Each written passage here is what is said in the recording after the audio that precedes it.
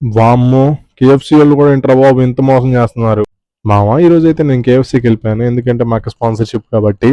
అక్కడికెళ్తే ఒక weekend ఫీస్ట్‌కైతే 40% of ఉంది. సో, నేనైతే అది ఆర్డర్ చేద్దాం అనుకున్నాను. ఇక్కడ స్టార్టింగ్‌లో చెప్పినట్టే ఇంక వీళ్ళు కూడా అలా స్టార్ట్ అయిపోయారు మోసం చేయటం. అక్కడ మెన్యూలో ఏమో 40% ఆఫ్ ఉంది. ఏంటా అని అడిగితే అది నిన్నటి మెన్యూ సార్ కానీ అప్డేట్ అవ్వలేదు. మేము పైకి మెయిల్ పెట్టామంటున్నారు.